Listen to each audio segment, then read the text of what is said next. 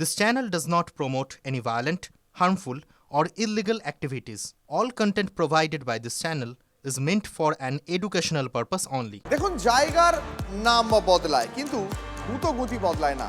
সাঁইথিয়া হোক বা সিউড়ি বা দুবরাজপুর, বীরত্ব দেখানোর চোটে বীরভূম তৃণমূলে একেবারে রক্তারক্তি কাণ্ড। হাতে হাতে না থাক এই জেলায় কাজল শেখ আর কেষ্ট মণ্ডলের অনুগামীদের হাতাহাতির ধারাবাহিকতা কিন্তু দেখার মতো।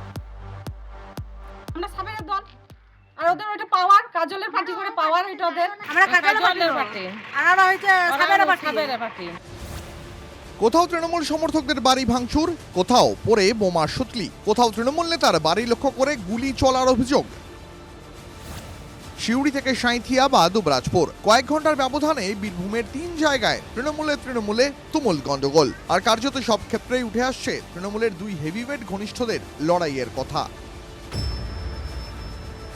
সিউড়ি 2 ব্লকের হারাইপুর, স্থানীয় সূত্রে খবর, হারাইপুরের ড্রেনের কাজে দুর্নীতির অভিযোগ তুলেছিলেন অনুব্রত ঘনিষ্ঠরা, আর তারপরেই তাদের বাড়িতে হামলা চালায় কাজলপন্থীরা। 12%, 3%, 5% কমিশন নিয়ে চলে গেল সকালবেলা। তারা টিএমসি পার্টির প্রধান দুজনাতে বোম নিয়ে ওর ইয়ার নেতৃত্বে, যার প্রধানের বেটার নেতৃত্বে ঘরে ভাঙচুর এরকম সব পড়েও আছে। আঙুল তুলছে, এটা কোনো ব্যাপার নয়, এটা সিন্ডিকেট চালানোর একটা চেষ্টা। আর বিল্লালকে সবাই জানেন আপনারা যে ও একটা বাজে ছেলে।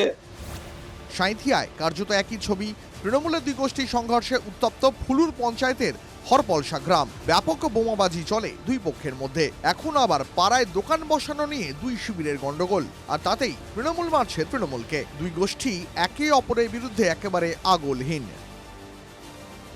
ওদিকে শেষ করে দেবো, তোদের দিকে গা ছাড়া করে দেবো। আর আমার সাবেরের লোক আর আমার কাজলের লোক বলে ওই রকম হামলা করছে। আজ 3 বছর থেকে জ্বালাইছে।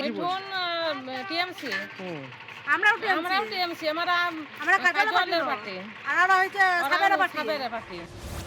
যদিও তৃণমূল নেতৃত্ব একে দলীয় গন্ডগোল হিসাবে দেখছে না, এই সুযোগে চেপে ধরেছে বিজেপি। দল দুষ্কৃতিকারীদের মধ্যে ঝামেলা হচ্ছে, এক দল এ পক্ষের নাম নিচ্ছে, আরেক দল ও পক্ষের নাম নিচ্ছে।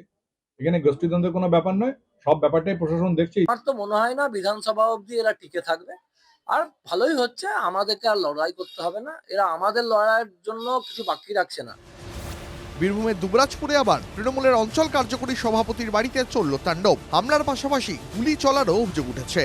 তবে উদ্দেশ্য এটাই যে আমাকে ভয় দেখানো এবং আমার পরিবারকে ভয় দেখানো, যে আমার পরিবার ভয় পেয়ে যাক এবং আমি যে রাজনৈতিক যে আমার জীবন আছে সেখান থেকে আমাকে পরিবার পিছু হটিয়ে দেয়। একটা সরকার চলছে, সেই সরকারের দলের যদি কর্মীদের নিরাপত্তা না থাকে তাহলে সাধারণ মানুষের নিরাপত্তা কি করে থাকবে?